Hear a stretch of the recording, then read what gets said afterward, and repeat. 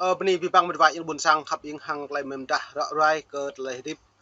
bình công này doan nhiều trúc và anh chặt nhau nón tạo bù lại nhiều trúc việc mạ ta lệ nhiều đằng doan nhiều phú nhiều bù mong chặt Việt Nam trốn nào bị nhiều học ác yếu nón tạo của mình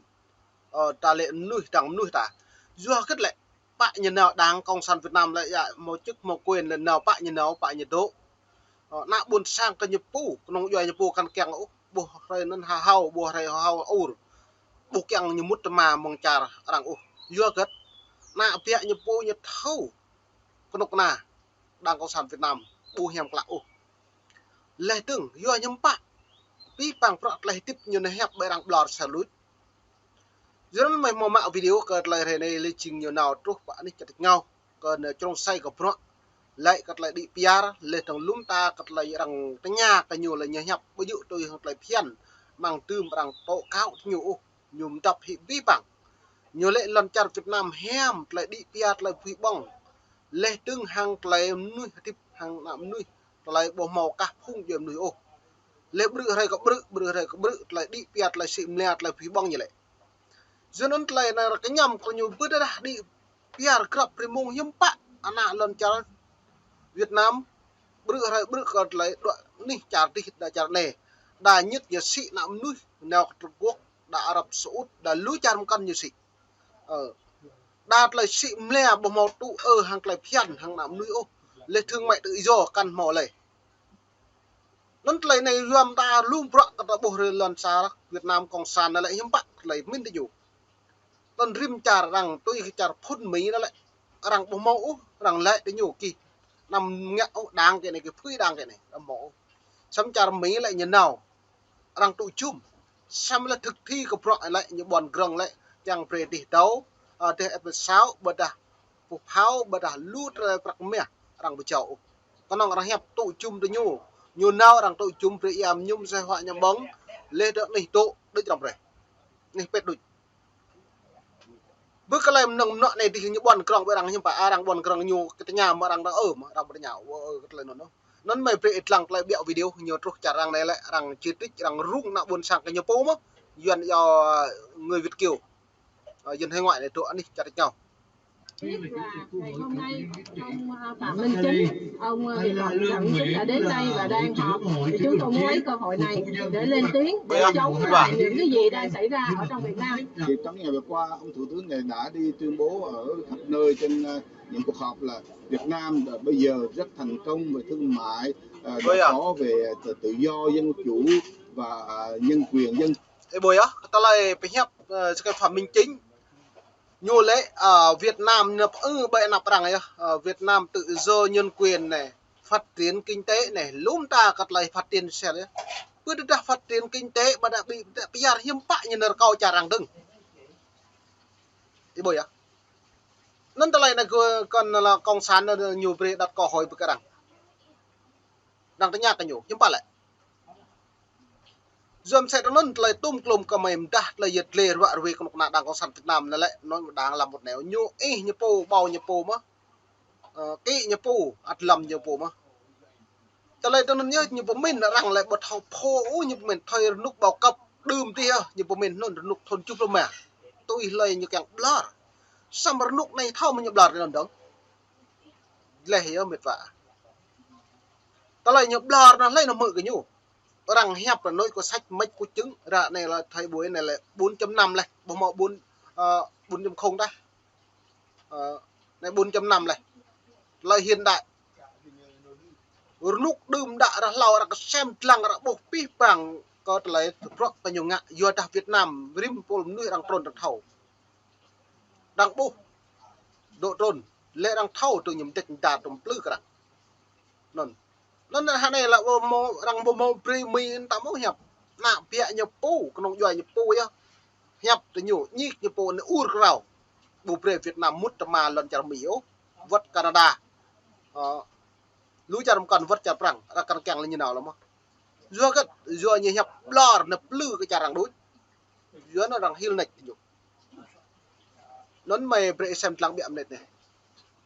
quyền ông nói là ông sẵn sàng thách thức tất cả nơi trên những cuộc họp là Việt Nam bây giờ rất thành công về thương mại thành công về tự do dân chủ. Nó như là thành công thương mại ấy bố mà chưa bay thành công thương mại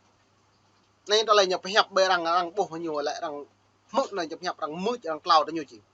bước thành công thương mại dưa cất nhiều một tuy một út thương mại WHO này dưa cất nhiều hạn này lại cất rầm cái nam cái nhiều lại còn đang rằng sĩ dần về ngoài lề đôi bố màu mút bằng thương mại đâu dưa cất là một nữa xa thua trong tại bộ lệ dưa cất rằng tươm như dân sách CVC đặc biệt quan tâm dưa cất là một dân sách CVC dân sách đen như trong trên lại cầm vấn nơi ạ dưa pi bằngประnhư sau một lại phiền hội nghị ASEAN lên trong hội đồng bảo an Liên Hợp Quốc như bùi mút mão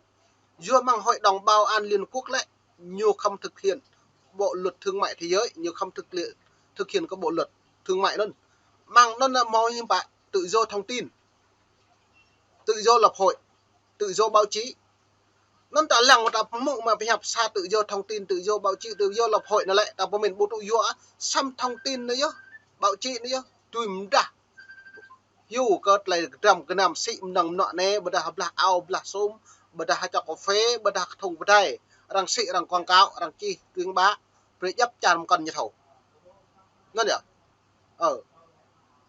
dùm sẽ nó nói cất lại nề lấy cất lại rằng dùm sĩ nhiều bộ priêu tự do thông tin tự do báo chí nữa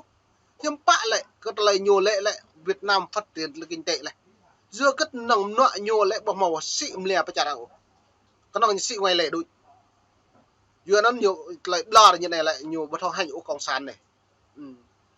riêng ở cọ như này một lô ở chỉ nó sẽ cái phạm minh trinh một lô để bộ nó mày phải xem rằng là lên này và dân quyền và ông nói là ông sẵn sàng thách thức tất cả người nào muốn nói đối thoại ông về chuyện đó. Thì tôi thấy chuyện này là rất là mình muốn nói một cắn ra đó là đối với những cái thống kê của phóng viên không biên giới này, của Human Rights Watch này, của State Department này, thì thống kê thấy Việt Nam mình đứng 174 trên 180 về vi phạm nhân quyền và dân quyền. Thì như vậy đâu có thể nói là Việt Nam có tự do tôn giáo và nhân quyền được. Chúng tôi hoàn toàn phản đối lời xuyên tạc láo phép của Phạm Minh Chính.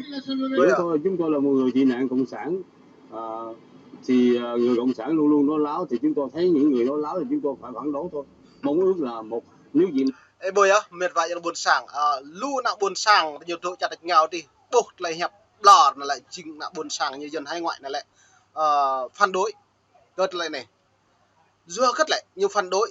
phản đối càng lại hem cái nặng buồn sảng cái như phủ đối với đảng cộng sản Việt Nam lại bộ một tồn tại lâu đài cất lại nặng buồn sảng cái như phủ với chẳng dưa nó đoạn này mực lại hẹp như này người dân Việt Nam hôm nay mất lòng tin về đảng Đảng Cộng sản Việt Nam ít thâu thiệu mà lệ lầu đi đừng nghe những gì Cộng sản nói hay nhìn ký những gì Cộng sản làm đoạn này là bộ càng mọi như hẹp ta đang rụt lăng cặp như ngại như này nó được đang rụt lăng cặp như ngại buổi nhá nhiều hẹp hai như ngại ha cật là này dòm sẽ nó nhớ lời này là bổ tung klum cái đoạn này Cộng sản Việt Nam bự như trồng nào cái lời rầm rè cái nhú cái nòng bla như poi nạ buồn sang như po bla nan hai đam pre plan đam ti ta le hiểm mi bục la hiểm perang bục yang cái perang bục yang nhẹ cái nhau mi bục yang nhẹ cái nhau cái nòng trăng nạ bẹ như po yo bla như po rồi này cái bồi như bla yo cái bla là gì cái như po bla như po gì như po mà doan bẹ ách nhảy đại giếng nè bây nhiêu ách chết vì miệng lại phải hẹp doan như là ách chết vì miệng bẹ mạ nhiều đã như thao tụ kriep nè bông màu po lấy thao nhiều ách chích nè nó mà thao lại nhộp lò này là nhung ngại nhà po hẹp nhà po mà trả nhà po mà blá nhà po mà nè giờ nó rằng lại là anh chặt vì miệng nó mời về xem lăng lại hẹp biệt được Nam thanh bình và tự do thật sự yêu nước chứ đừng nói láo như là Đảng Cộng sản Việt Nam hiện tại. Mọi người phải đứng lên để bảo vệ tự do dân chủ, quyền được nói, được phép làm những gì mình muốn, chứ không phải là hỏi mở miệng ra là nó bắt cầm tù, mở miệng lên đòi hỏi tự do dân chủ là nó bắt nhốt hết. Không phải là mình vì thù hận mà sắc máu lật đổ gì, mình chỉ có lật mặt cái sự mà dối trá của họ cho đồng bào biết, nhưng mình hy vọng mà họ biết lắng nghe thì cái đó là cái tốt cho họ mà cho đất nước. Trước cuộc biểu tình này, cộng đồng